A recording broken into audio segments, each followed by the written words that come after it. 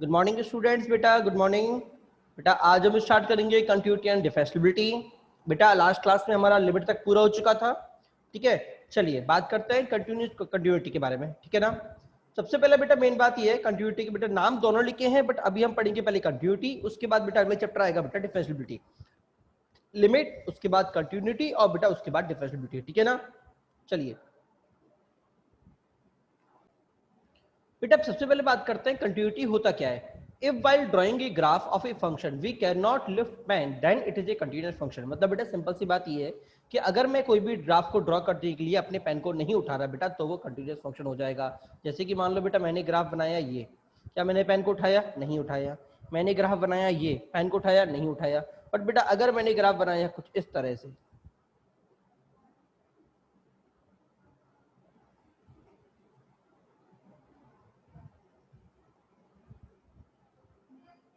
बेटा मुझे पेन उठाना पड़ा। ठीक है ना। या फिर मैं बोल दूं मैंने ग्राफ को जिस तरह से बनाया ओपन, तो बेटा अभी भी क्या हुआ, मुझे अपने उसको उठाना पड़ा। क्लियर हुआ नहीं हुआ?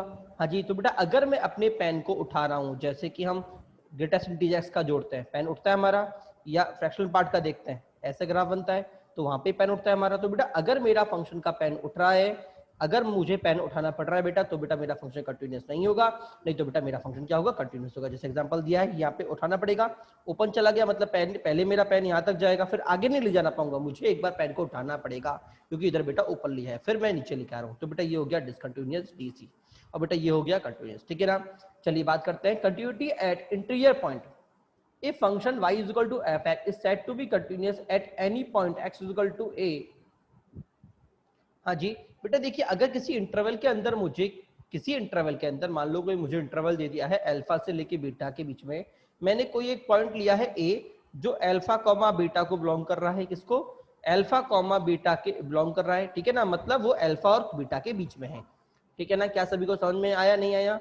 कि मतलब ये जो फंक्शन है मेरा वो अल्फा कॉमा बीटा के अंदर डिफाइन है, मतलब ये मेरी डोमेन हो गई। ठीक है। और मैंने एक पॉइंट लिया a जो अल्फा और बीटा के बीच में है, अल्फा और बीटा के बीच में है। ठीक है ना। ठीक है बेटा। तो बेटा अगर मुझे इसकी कंटिन्यूटी चेक करनी है बेटा तो मैं क्या करूंगा, मैं लेफ्ट हैंड लिमिट निकालूंगा उस पॉइंट पे, राइट हैंड लिमिट निकालूंगा और बेटा उस फंक्शन की वैल्यू निकालूंगा। अगर बेटा तीनों मेरे इक्वल आ रहे हैं तो बेटा मैं बोलूंगा फंक्शन मेरा कंटिन्यूअस है। लेफ्ट हैंड का मतलब F A minus H is equal to F A plus H is equal to F of A. ठीक है। या लिमिट के टर्म में लिखूंगा, कैसे लिखूंगा, limit X goes to A minus F of A, limit X goes to A plus F of A, F of X is equal to F of A. अगर बेटा ये तीनों मेरे इक्वल होते हैं बेटा इसको एक्स कर दीजिएगा। ठीक है। ए तो मेरा ये होगा। ठीक है। अगर ये तीनों इक्वल होता है तो बेटा मेरा फंक्शन कंटिन्यूअस है। क्या सभी को समझ में आया नहीं आया? मतलब अगर दोनों को मैं एक साथ लूं तो मुझसे बोला गया है कि अगर फंक्शन की लिमिटिंग वैल्यू और फंक्शन की वैल्यू दोनों सेम आ रही है बेटा तो मेरा फंक्शन कंटिन्यूअस होगा। जैसे कि मैं सिंपल सी बात बोलता हूं कि अगर मान लो कोई मेरा ये ग्राफ है, ठीक है, अब देखो इधर से जाने पे और इधर से जाने पे बेटा मेरी लिमिटिंग वैल्यू सेम आ रही है। ठीक है। बट पर्टिकुलर फंक्शन पे बेटा मैंने अगर वैल्यू ऊपर दे दी तो लिमिट तो एग्जिस्ट कर रही है और लिमिट इक्वल भी है, एलएचएल और आरएचएल इक्वल है। ठीक है। मतलब लिमिट एग्जिस्ट कर रही है। क्लियर हुआ? हाँ जी। बट बेटा बट बेटा एलएचएल आरएचएल मेरी खुद फंक्शन की वैल्यू के बराबर नहीं है, तो बेटा इस केस में मेरा फंक्शन कंटिन्यूअस नहीं होगा। ठीक है। या फिर मैं बोल लूं मेरा फंक्शन कुछ इस तरह से जा रहा है।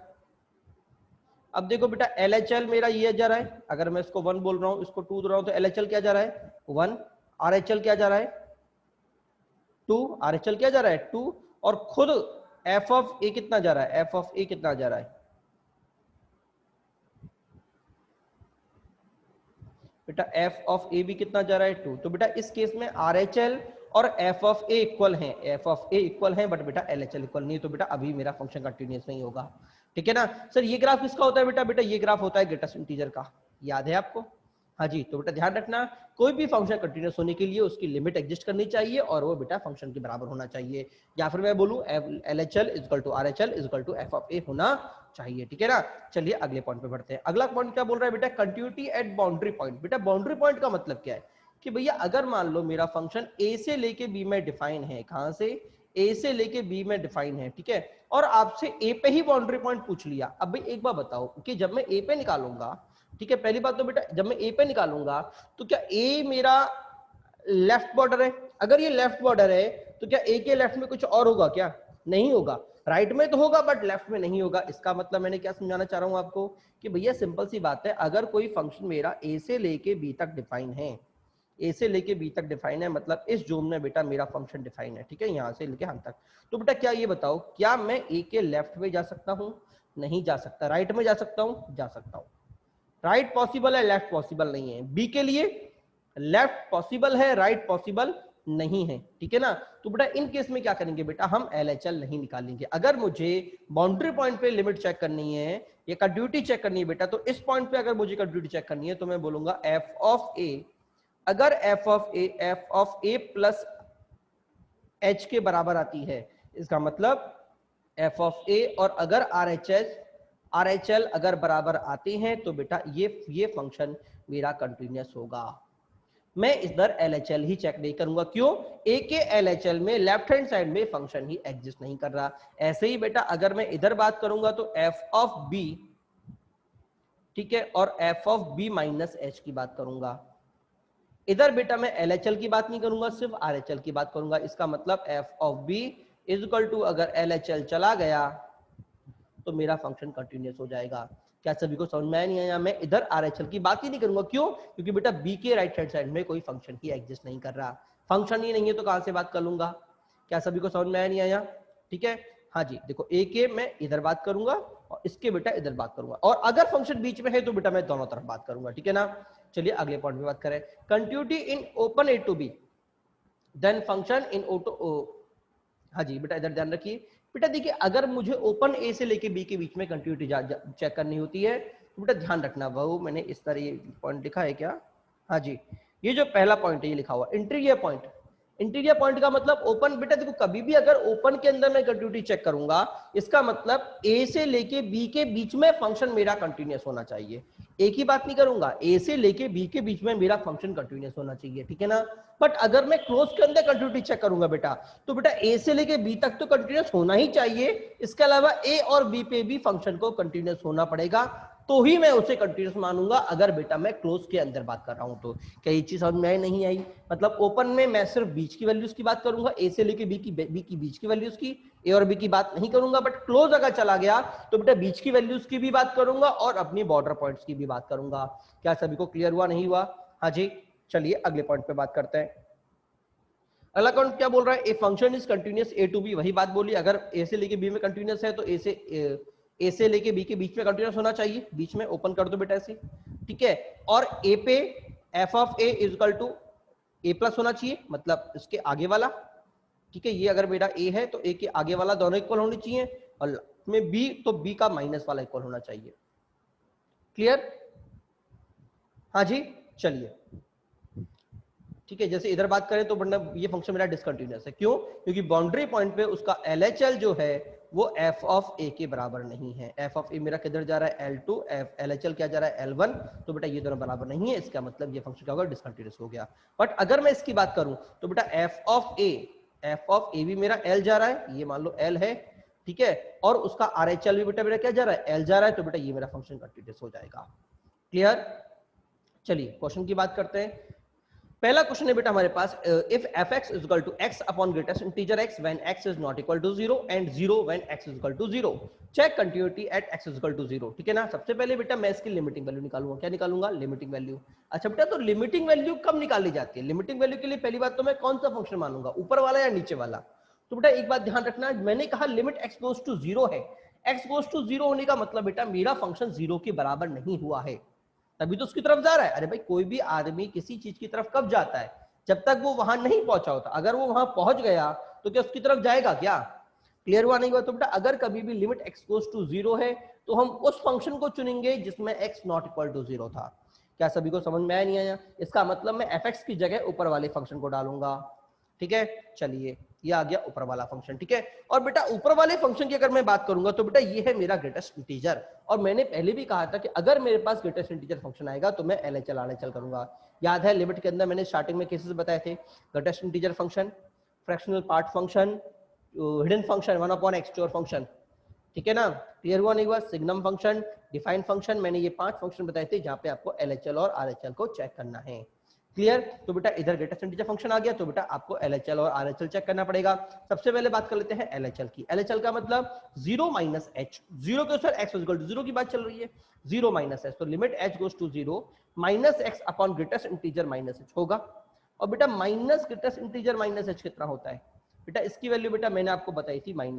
-1 क्यों सर? -1 क्यों सर? क्योंकि बेटा ये 0 से थोड़ा सा छोटा है, और जैसे ही 0 से थोड़ा छोटा हुआ बेटा ग्रेटेस्ट इंटीजर उसको -1 पे फेंक देगा, क्योंकि हम जानते हैं ग्रेटेस्ट इंटीजर क्या करता है कि जो भी मैं नंबर चुनूंगा उसके लेफ्ट में जो भी इंटीजर है उसको दे देगा, और अगर ये 1 से छोटा है तो उसके लेफ्ट में कौन सा मिलेगा इंटीजर मुझे? पहला इंटीजर -1, तो बेटा नीचे वाला क्या देगा? -1, ऊपर वाला क्या देगा? h, दोनों 1 से 1 कट गए, मुझे क्या मिल गया? Limit h goes to 0 h, तो बेटा आंसर क्या आ गया? 0 आ गया। क्लियर? ठीक है ना? अच्छा, अब बेटा इधर अगर मैं बात करूं 0 h upon greatest integer 0 plus h, नीचे चला गया 0, h अपॉन 0 इंफिनिटी। बच्चा बोल देगा सर 0 और इंफिनिटी बराबर नहीं है, इसका मतलब मेरा फंक्शन डिफरेंशिएबल नहीं है। बट बेटा एक बात ध्यान रखना, 0 प्लस h बेटा मेरे डोमेन में ही नहीं है। अभी मैंने आपसे कहा था ये चीज, 0 प्लस एच मेरे डोमेन में ही नहीं है। क्यों? क्योंकि 1 upon x greatest integer x होने का मतलब नीचे वाला फंक्शन 0 नहीं होना चाहिए, इसका मतलब ग्रेटेस्ट इंटीजर एक्स 0 नहीं होना चाहिए। और अगर ये 0 नहीं है तो बेटा ये क्लोज के अंदर 0 से लेके 1 तक ये इस इंटरवल में नहीं होगा। क्या सभी को समझ में आया नहीं आया? इसलिए हम इसका एलएचएल निकालेंगे ही नहीं। क्लियर? क्या सभी को समझ में नहीं आया? इसलिए हम इसका आरएचएल निकालेंगे ही नहीं, सिर्फ एलएचएल ही हम इस पॉइंट से निकाल सकते हैं। क्लियर? अच्छा सर आरएचएल नहीं निकाल लेंगे फिर तो 0 पे भी तो क्लोज है ना, 0 भी तो नहीं निकाल सकते बेटा? बिल्कुल नहीं निकाल सकते, बट बाय डिफॉल्ट एग्जामिनर ने 0 के लिए आपको फंक्शन की वैल्यू दे दी है 0। क्लियर हुआ नहीं हुआ? 0 के लिए एग्जामिनर ने आपको वैल्यू दे दी है 0। क्या सभी को समझ में आया नहीं आया? क्लियर? तो बेटा एफ ऑफ 0 मेरे पास कितना है? 0, एलएचएल कितना आया? 0, दोनों मेरे इक्वल, तो मैं क्या बोलूंगा? Function is continuous. क्या सभी को समझ में आया नहीं आया? हाँ, कि हम डोमेन के अंदर ही चेक करेंगे। ठीक है, चलिए अगले क्वेश्चन की बात करते हैं। 2 की power 1 by x minus 1 upon 2 की power 1 by x plus 1 when x is not equal to 0 and 1 when x is equal to 0। पहली बात तो बेटा 1 by x है तो LHL RHL चेक करेंगे, हिडन फंक्शन हो गया। ठीक है, LHL चेक करूंगा तो 2 की power 1 upon minus h minus 1 upon 2 की पावर माइनस h 2 की power minus 1 upon h upon 1। ठीक है, अब बेटा काम की बात समझना, बेटा ये कहाँ जाएगा? 1 अपॉन h मेरा कहाँ जाएगा? h 0 जा रहा है तो 1 अपॉन h कहाँ जाएगा? इंफिनिटी। ऊपर से माइनस कर दिया तो -1 अपॉन h कहाँ जाएगा बेटा? Minus infinity. और बेटा 2 की पावर माइनस इंफिनिटी कितना हो जाएगा? 2 की पावर माइनस इंफिनिटी कितना हो जाएगा बेटा? बेटा 2 की पावर माइनस इंफिनिटी हो जाएगा 0, क्योंकि 2 की पावर माइनस इंफिनिटी का होने का मतलब है बेटा 1 अपॉन 2 की पावर इंफिनिटी, और ये कितना हो जाएगा बेटा? 0, जिसका मतलब ये भी मेरा 0, ये भी मेरा 0, 0 minus 1 upon 0 plus 1 that is 1। तो एलएचएल कितना आ गया? 1। जब बेटा मैं आरएचएल निकालूंगा तो बेटा इस बार ये मेरा इंफिनिटी जाएगा, ये भी मेरा इंफिनिटी जाएगा। ठीक है, और बेटा मैंने इसमें आपको बताया था कि कभी भी इंफिनिटी बाय इंफिनिटी हो तो सीधे इंफिनिटी लिख दो। ठीक है, एक तरीका तो ये था, या फिर मैंने आपको सेकंड अप्रोच बोला था कि उसको डिवाइड कर दो, जो ही मेरा इंफिनिटी वाला फंक्शन है।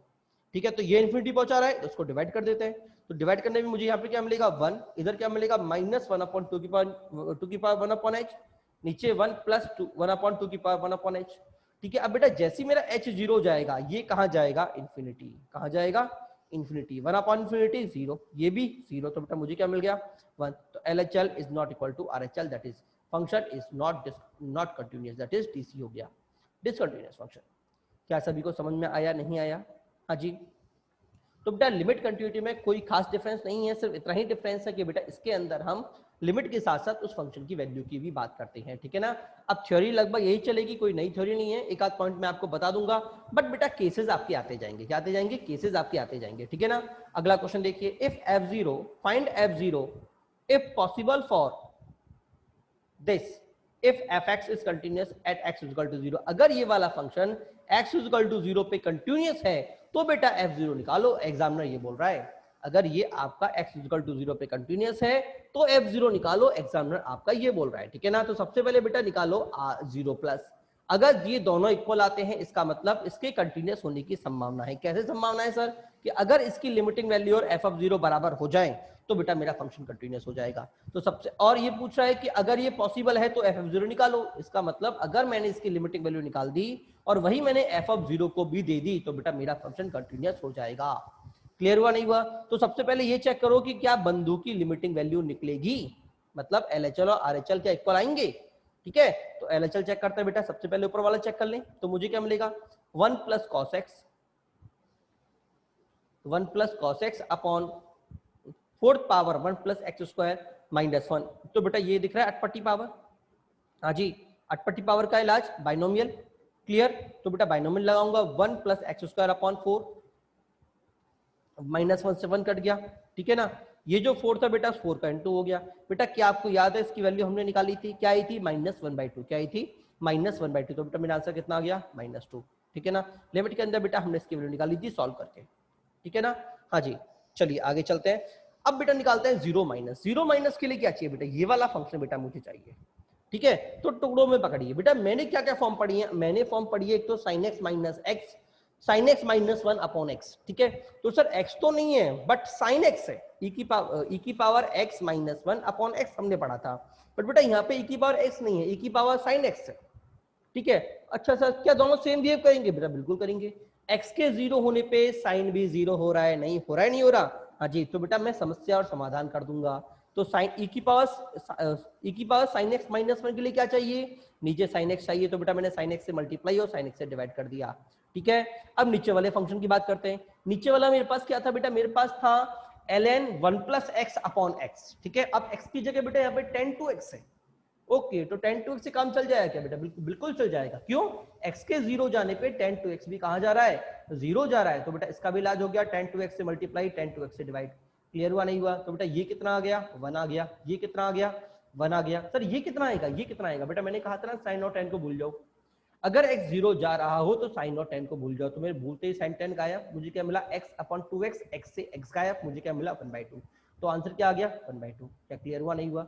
मेरा LHL क्या आया था बेटा, मेरा LHL आया था 1 - 2 और RHL आ गया, सॉरी RHL आया था -2 और LHL आ गया 1/2।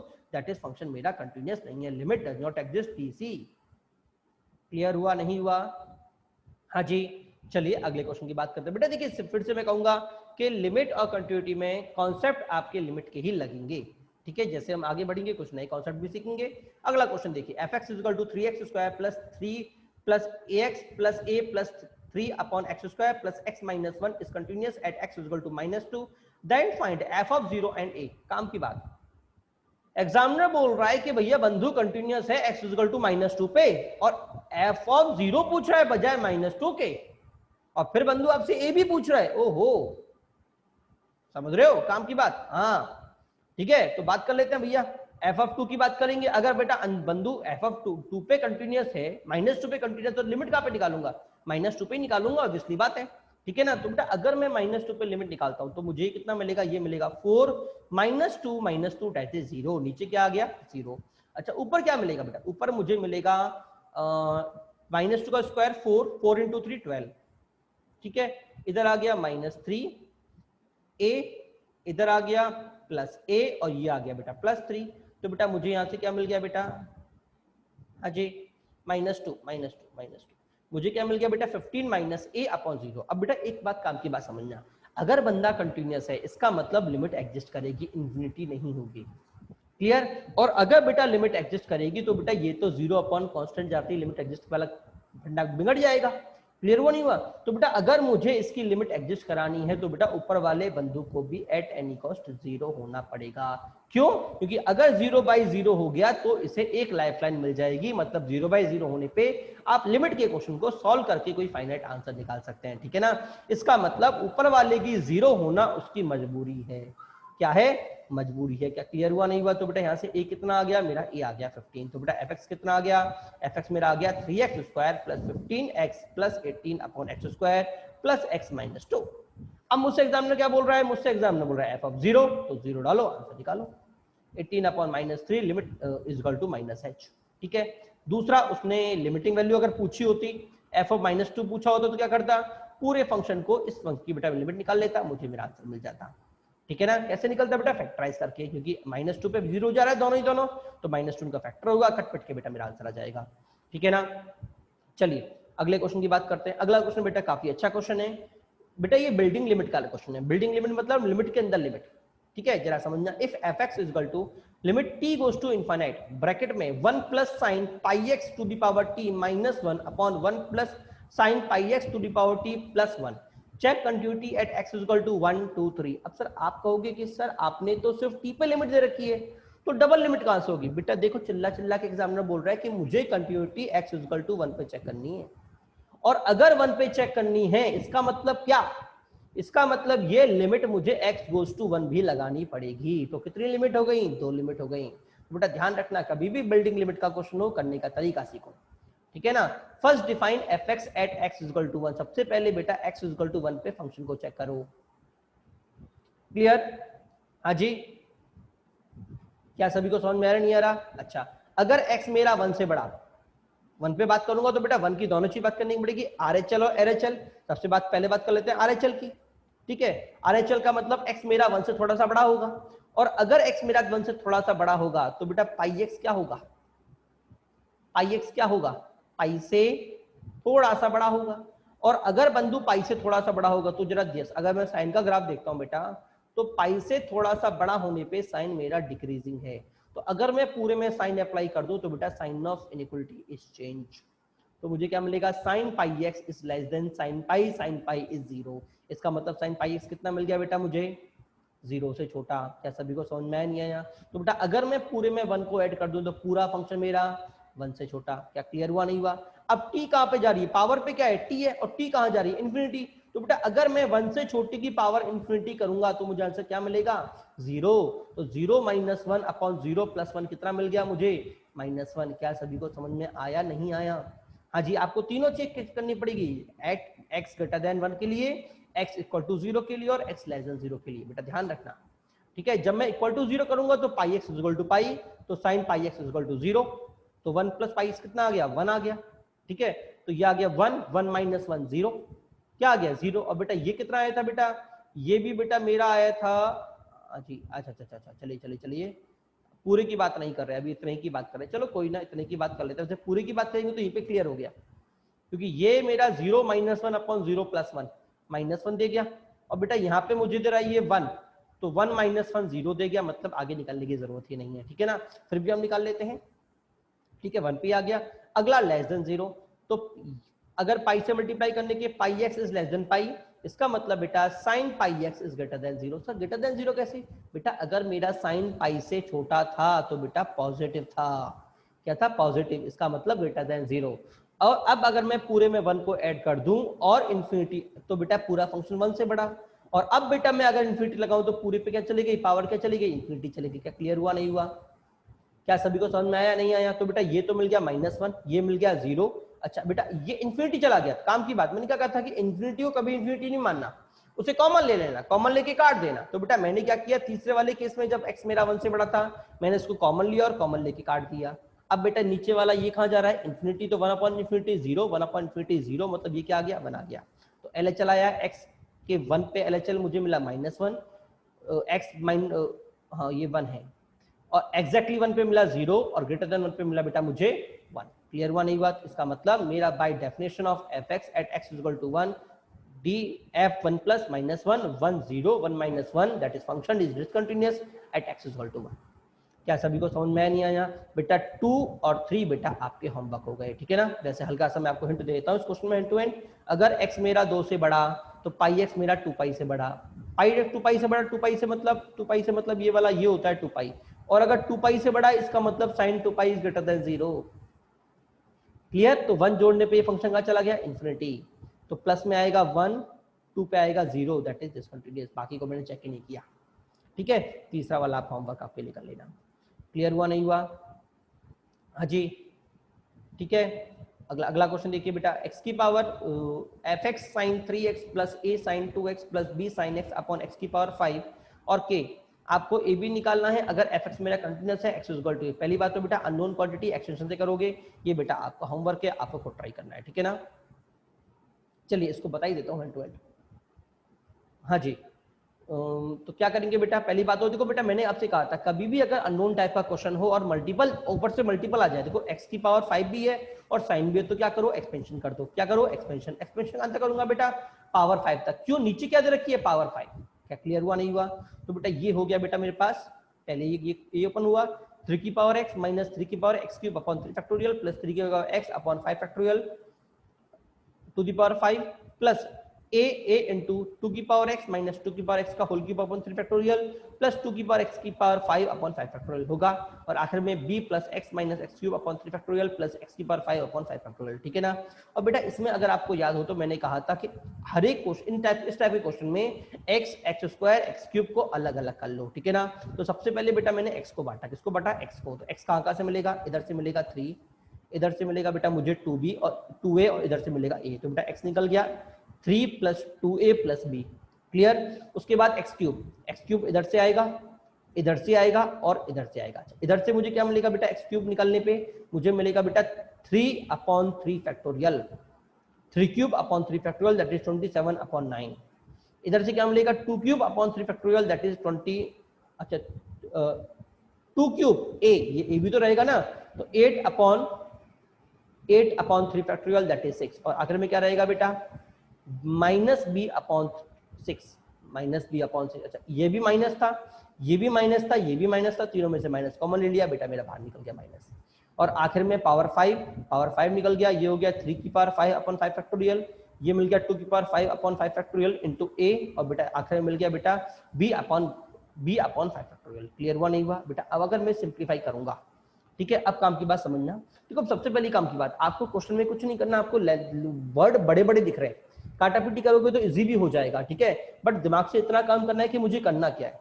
सबसे पहले क्वेश्चन को देखा मैंने, एक्सपेंड कर दिया, x को अलग, x स्क्वायर अलग, x क्यूब अलग, क्लियर, तीनों को अलग अलग कर दो, ठीक है ना। उसके बाद बेटा क्या काम की बात मैंने क्या बोली थी कि अलग अलग करने पे क्या, देखो जो मेरी पावर सेम है सिर्फ वही आंसर देगा, बाकी सब जीरो, छोटे वाले जीरो, क्योंकि बेटा अगर इन दोनों को डिवाइड करने पे मैं जीरो नहीं दूंगा तो constant upon x zero infinity चला जाएगा, मेरा फाइनाइट आंसर नहीं देगा, तो फाइनाइट होने के लिए इसको जीरो होना पड़ेगा, दैट इज 3 प्लस 2a plus b is equal to 0। Similar बेटा इन दोनों को भी बेटा अगर मैं डिवाइड करूंगा तो बेटा नीचे x स्क्वायर बचेगा, तो फिर से ऊपर वाले को आत्महत्या करनी पड़ेगी, तो आत्महत्या कितनी हो जाएगी, पहली बात तो 3 6 मेरा कॉमन चला गया, तो 6 मेरा ठीक है 27 plus 8a plus b is equal to 0, क्या हार्ड लगा, ठीक है, और लास्ट वाले में से 120 कॉमन निकल गया, और लास्ट वाला बेटा मेरा आंसर हो जाएगा, तो 120 कॉमन निकल गया, 243 प्लस 32 a प्लस b, ए और b यहाँ से निकालें, b यहाँ पर डालें, यहाँ पर आंसर आ जाएगा। क्या सभी को समझ में आया या नहीं आया, हाँ जी, ठीक है। चलिए अगला क्वेश्चन देखिए, F X is a continuous at X is equal to 0, find F zero, continuous है तो लिमिट निकाल लो, जो भी लिमिट आएगी बेटा वही मेरा एफ जीरो आएगा, ठीक है। ये आपके सामने क्वेश्चन, थोड़ा दिमाग से करिएगा, ठीक है, करने के बहुत सारे तरीके मैंने फॉर्मूले से किया है, वो आपसे करिएगा, ठीक है ना। ये आपका होमवर्क, क्वेश्चन बता देता हूँ कौन कौन से मैंने आपको होमवर्क दिए हैं, ये मैंने कराई दिया, हाँ बेटा बाकी मैंने आपको कराई दिए हैं, एक वो होमवर्क दिया है, एक इसमें बेटा मैंने 3 केस में से एक केस आपको होमवर्क दिया है एक्स इक्वल टू 3 के लिए, ठीक है ना, हाँ जी, एक्स इक्वल टू 3 के लिए मैंने होमवर्क दिया है, तो एक होमवर्क तो आपका ये हो गया, एक क्वेश्चन, एक होमवर्क और दे देता हूँ बेटा, दूसरा क्वेश्चन ये भी आपका होमवर्क है, ठीक है। चलिए बेटा बाय बेटा, कोई भी डाउट हो आप मुझे व्हाट्सएप पे या कॉल करके पूछ सकते हैं, ठीक है, बाय बेटा।